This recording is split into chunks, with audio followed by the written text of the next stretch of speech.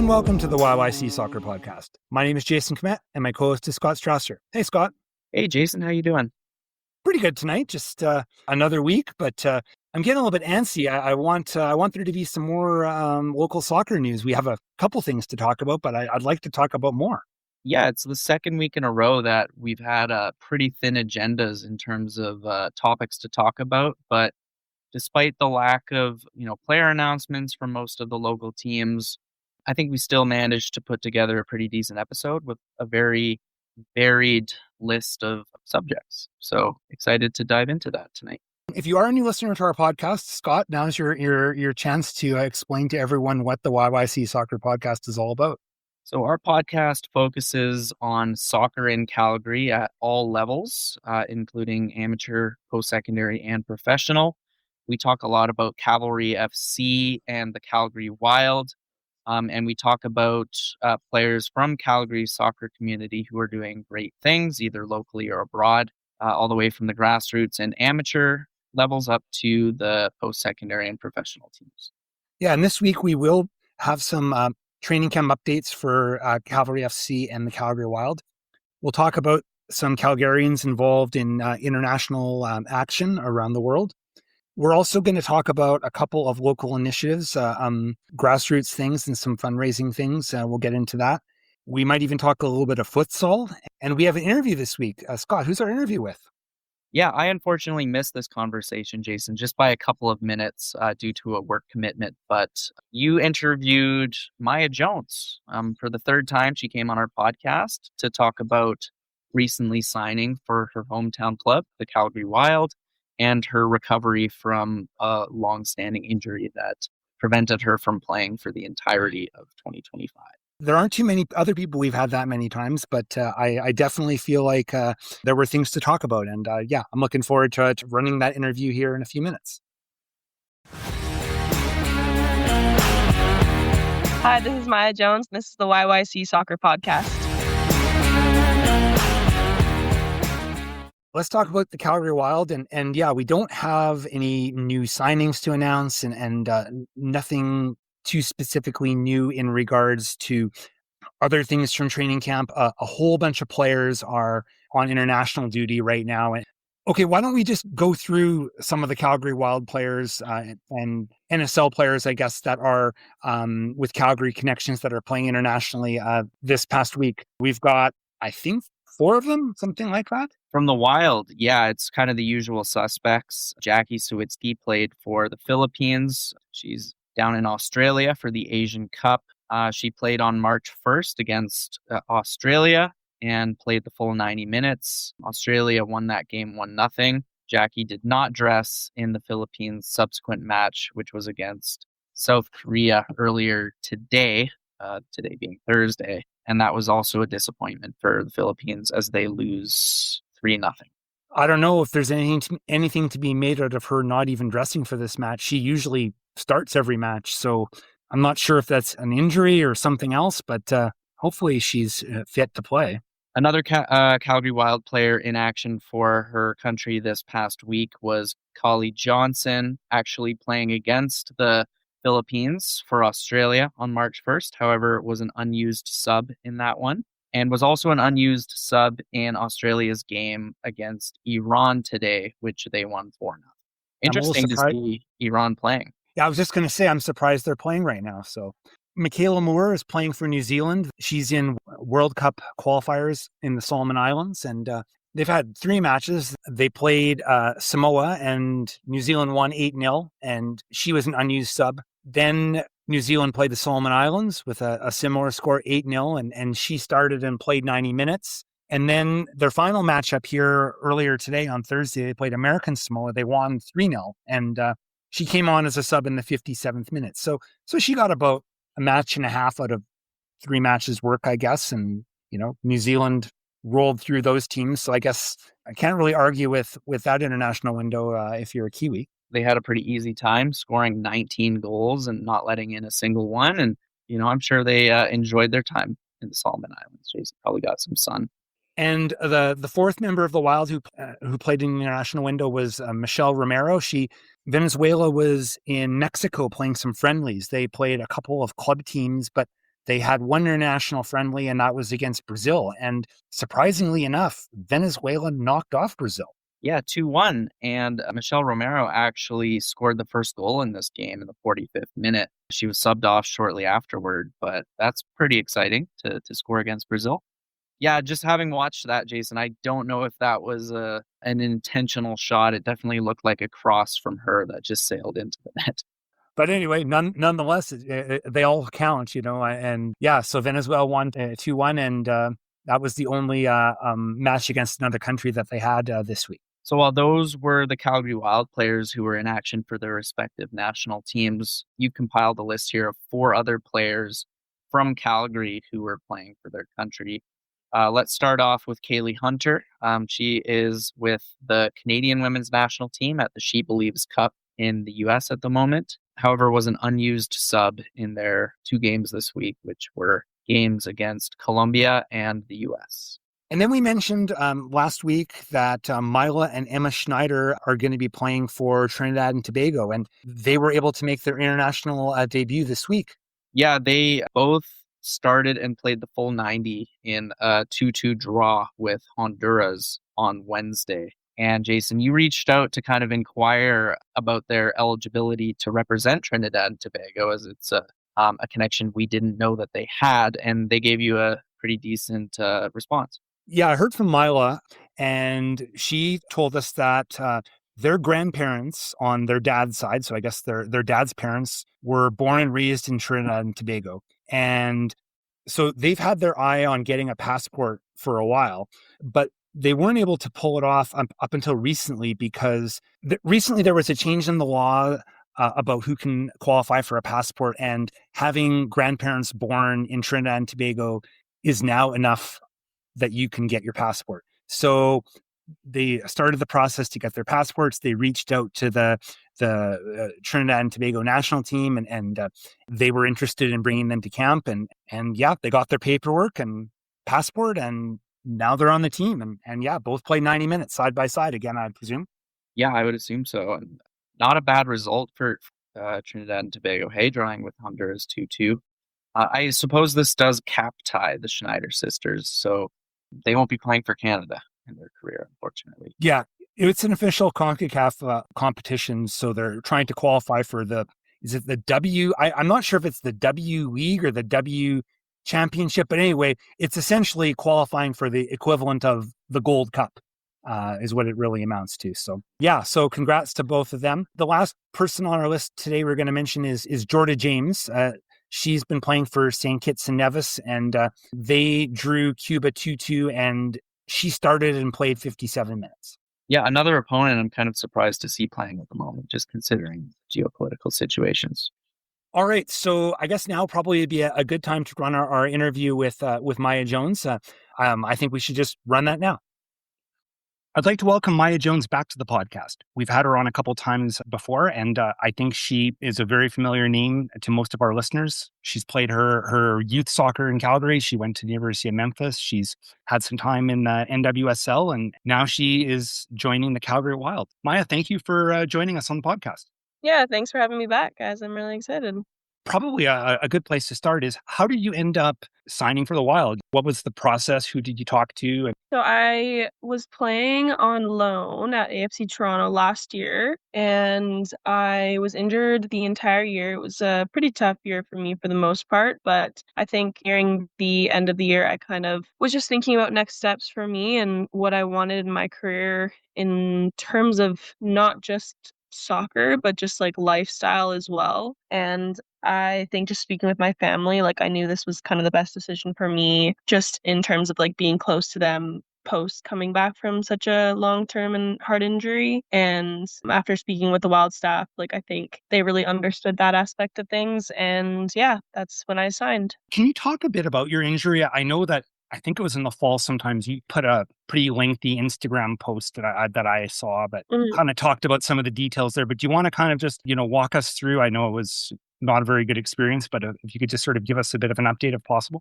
Basically, so I got injured my last training session with the San Diego Wave in October of 2024. So it's been a pretty long time. I kind of just had some misdiagnosis from a few physicians. It was kind of a tricky injury to diagnose. So I was kind of in and out of trying to return to play, but I was just really struggling for a while, especially the beginning of last year when I was told that I was going to be okay to return. And eventually I had seen a physician in Toronto and he kind of told me about the severity of the injury. So from that point, I knew that it was like definitely going to be a longer process than I was expecting, but I ended up getting surgery. Surgery was super successful. And yeah, I actually just got cleared recently by my surgeon. So it was a good year and a bit journey, but I believe I'll be good to go for this coming season. You mentioned that you were cleared by your surgeon. Does that mean that you can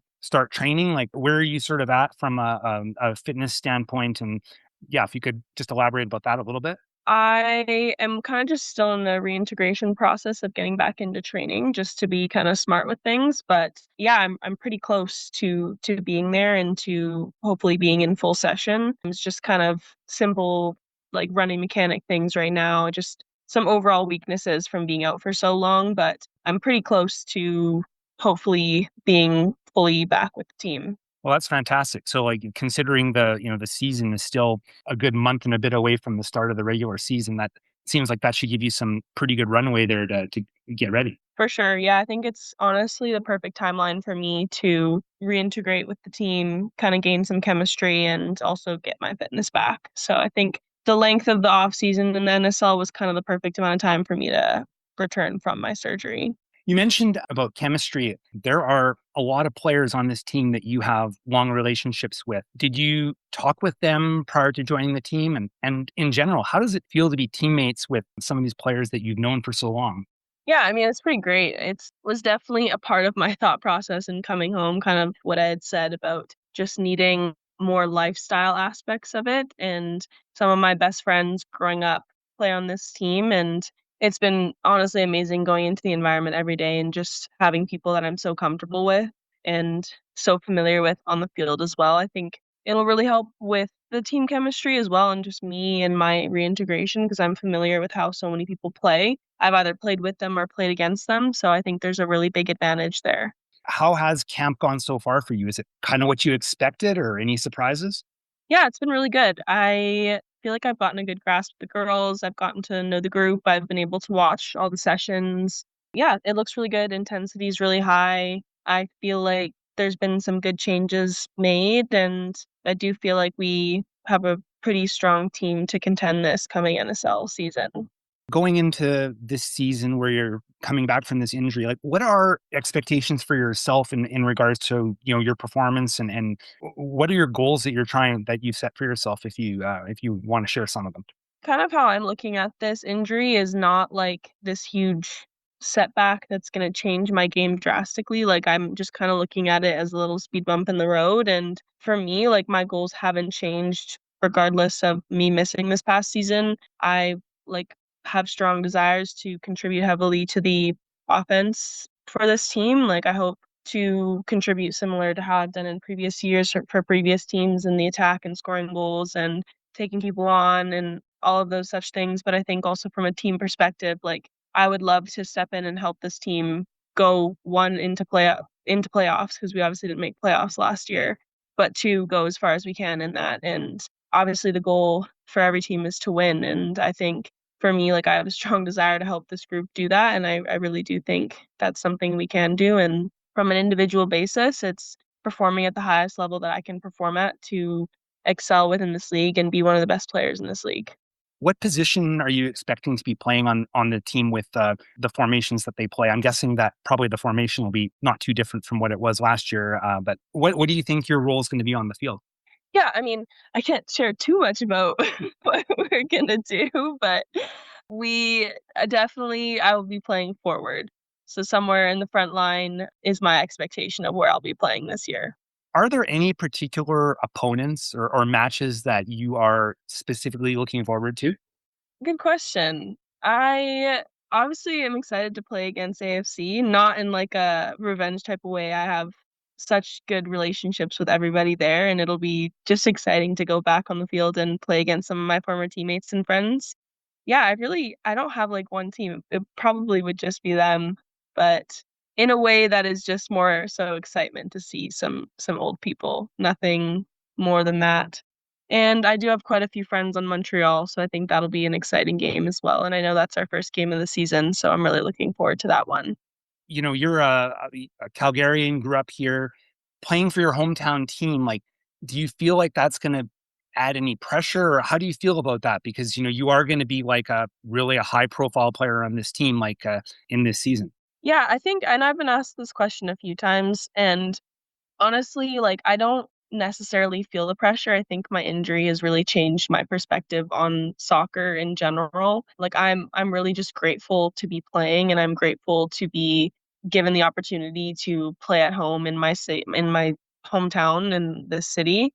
And I think it's more exciting for me to have to perform at a high level to bring this team into a successful season, but to also excite the fans. So I don't necessarily see it as pressure. I see it more as an opportunity and as just something that I'm grateful to be doing. And it honestly just motivates me. I think being back home just motivates me even more to want to be successful for this club. Any messages for the fans, the supporters out there going into the season? Yeah, I think really the only message I have is just keep showing up for us.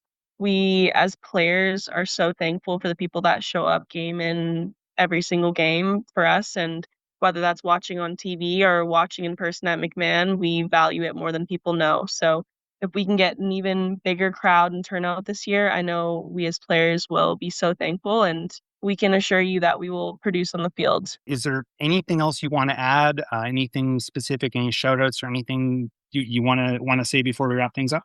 Honestly, no, this is great. And then thank you for having me on today. Scott, any comments about what she talked about regarding injury and the rehab process or anything like that caught your attention? Nothing stuck out in particular. I think answers I would have expected from her, and I'm really excited to see her don the Wild jersey, and hopefully she is as close to full fitness as she told you she was, because it would be great if she'd be able to play in that first game of the season for the Wild in just over a month from now. Yeah, it seems like there's still a bit of a road to go for her, but there is still what, 6 weeks? Yes. 6 weeks until the first Wild match. There is time still, so I think the timelines hopefully do align well. Hi, this is Ali Musi, and you're listening to the YYC Soccer Podcast. Let's talk about Cavalry FC now. And considering how much we've talked about the international window, I guess we could start by mentioning James McGlinchey. He, of course, is with Canada's U20 squad, 2026 CONCACAF U20 qualifiers in Nicaragua. Last week, we mentioned how he made his debut for the U20 team in a 14-0 win over the U.S. Virgin Islands. Their subsequent two games were similarly easy, Jason, but the trip didn't end as Canada would have hoped it to, as they lost their fourth and final game to the hosts, Nicaragua, although McGlinchey didn't dress in that one. Yeah, so they beat Martinique 8-0, and I don't actually know if he played or not. I was not able to find lineups. The match against Aruba, actually, I watched the end of this match. It went right down to the last minute of the match. It was a 0-0 draw, and then Canada scored in like the 89th minute. Yeah, they just could not score, and then they finally got one, but and then a second one in injury time. But McGlinchey didn't play in that game, and then Nicaragua, they lost 1-0, and McGlinchey didn't dress. But then you know what? The goal differential, that's what made the difference, because Nicaragua and Canada have the exact same record, and but it was all about goal differential. So that's why you pile it on and get 14-0 victories in these kinds of tournaments. Who did Nicaragua lose to, I'm wondering? Aruba? Yeah, Aruba won 2-0. So Nicaragua lost their first game to Aruba. Mm-hmm. So Canada will advance to the CONCACAF U20 championships, which will happen in July and into the early part of August at an undisclosed location. What do you think of that, Scott? That sounds very mysterious when you say it like that. Secret island somewhere. Well, maybe it is a secret island, because I think it's so weird, because I looked around and I actually found where they said that nobody's announced where these matches are going to be yet. So, and you go onto the CONCACAF website, it doesn't say anything of. It mentions that they exist and they're going to be in late July and early August. There is no location indicated. Interesting. Yeah, so not much else new from Calgary. We're expecting them to make an announcement about going on a road trip someplace warm, most likely, but we still haven't heard anything there. There was one other bit of information that we were talking about earlier this week that we wanted to revisit, and it was about these World Cup base camps. Remember, Scott, how this was kind of a story last fall, I think it was? It was fall of 2024. Actually, my Herald colleague, Todd Salehoff, who we both know very well from Cavalry matches, he did a story in September of that year that was all about how FIFA representatives had visited Spruce Meadows with hopes that the home of Calgary FC would become a base camp for the 2026 FIFA World Cup. So obviously none of the games are going to be played in Calgary, but there was a chance that Spruce Meadows could be where one of the teams competing at the World Cup had their training sessions. And there'd been nothing kind of new about this in over a year and a half. So we reached out to the club to kind of ask what was going on, Jason. And you'd seen an article that actually outlined where all the team base camps were going to be and noticed that Spruce Meadows wasn't on there. Yeah, there's a website you can actually go to, which is fwc26basecamps.fifa.com, and it has all of the places that have been approved that teams can select from. And yeah, there's a whole bunch of places on here, and all over the United States, essentially. I can see, there's even like Providence, Rhode Island, Bryant University. You can go there. The Oakland Roots training facility, a place in San Diego, a couple places in San Diego, Austin, Tulsa, all over the place. But no Calgary. The only two Canadian sites there's one in Ontario and there's one in Vancouver at UBC. Yeah. I noticed there's a place in Cancun as well. I wonder if that place is snapped up yet. Must be popular. Yeah, it's quite the list of places. And it's unfortunate. I think this would have been really cool. And in a lot of ways, and I remember that Todd Salehoff article, and, I think they mentioned that some of the advantages, included that you could really seal off Spruce Meadows so that, the players could have like a uninterrupted environment. And obviously it's a, world-class setting, for all the equestrian events it has. So they've obviously got pretty big time facilities there. So I don't know. I'm not sure exactly what happened, but I guess, it probably would have been a bit of a long shot anyway, but would have been cool, I think. Definitely. And just to confirm, they did confirm in an email to us that they will not be hosting a team and didn't have any further comment.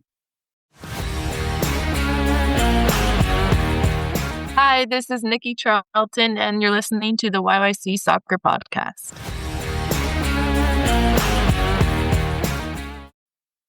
So, Scott, we've spent a lot of time talking about training camps and other things, but you know what? There actually are some real competitive matches happening this weekend, and they're happening in Calgary. I don't think they're on most people's radar screen, but I ran across this earlier in the week. Yeah, kudos to you for digging up these details. It is, of course, the futsal season, right? The ACAC College League in Alberta does run a futsal division in the wintertime. And right now we are into the final weekend of the regular season, and matches are taking place at Ambrose University in Calgary. The way I understand they do this is they get a bunch of the teams together and they kind of play almost like a tournament. They play, 2 or 3 matches against each other. And then a couple weeks later, they do it again. And they've done that a couple times already.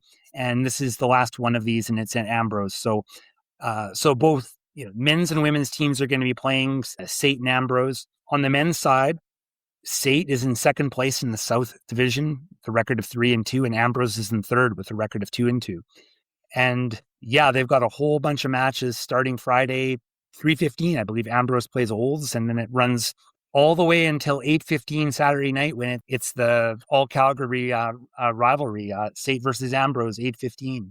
Yeah, the unnamed ACAC South Calgary Derby. Yes, we still need to workshop on that name there. Anything else worth mentioning about these games, Jason? Not really too much. If you talk about the women's matches, no surprise, SAIT's in first place in their division with a 4-0-1 record, and big shocker, former podcast guest Nikki Charlton is tied for second place in the ACAC with 7 goals. So she is continuing her post-secondary career playing some futsal and filling the net as usual. Yeah, and similar to the men's games, these kick off Friday afternoon, 2 p.m. with Ambrose taking on Olds, and then they run until 7 p.m. with the all-Calgary battle between Ambrose and SAIT. Hi, this is Christine Sinclair, and you're listening to the YYC Soccer Podcast. So, Jason, I think we try to keep our podcast as positive as possible, but every once in a while there is a really sad story that has a Calgary soccer connection. And that happened again this week. I saw a post from the Calgary Villains Soccer Club that one of their players suffered a pretty tragic loss in the past couple of weeks, and her life was really turned upside down by it. But a positive from this is that they are rallying behind her and her family in the form of a camp that is open to all players and ages. And all the proceeds are going to go directly to help this Villains player and her family in this time of need. This is all going to be happening a little bit later in the month, March 24th and 26th at the Villains Dome. And we will post some links about signing up for it. But the idea behind this is all of the funds raised will be going to Ariana and her family to help them through this really difficult time. Yeah, and just to kind of fill in the details of what happened exactly is Ariana plays for Villains. She's a U17 player, and her father recently passed away. He was struck by a vehicle as he was helping Ariana's sister, Victoria, her older sister, with, I believe, a flat tire on the Anthony Henday roadway in Edmonton. So her father was killed as a result of this collision, and her sister was actually struck by another car and ended up having her legs amputated. So definitely tragic news for Ariana and her mother to receive. They were actually not in Edmonton. They were somewhere else, I believe at a tournament. So we're coming back from a tournament. So quite the bombshell to receive. But it is positive to see the Villains Club kind of support one of their own in such a horrible time. So another grassroots soccer initiative that we wanted to highlight is the return of Free Soccer Friday, which kicks off this Friday, so the day that this episode is released, with a special all-girls edition to commemorate International Women's Day, which is going to be recognized on March 8th, I believe. So this is a free drop-in program, and it's going to be at the Maxwell Soccer Center, and it's going to be a supportive environment. It's going to be all about empowering girls through sport, and there'll be giveaways, games, music. Some of the Wild players will be appearing. Yeah, I think it sounds like a pretty good initiative. I got to say, I think there's been some really good stuff out there right now about, trying to create this positive environment. There was an article in the Herald this week about the Wild to that effect, wasn't there, Scott?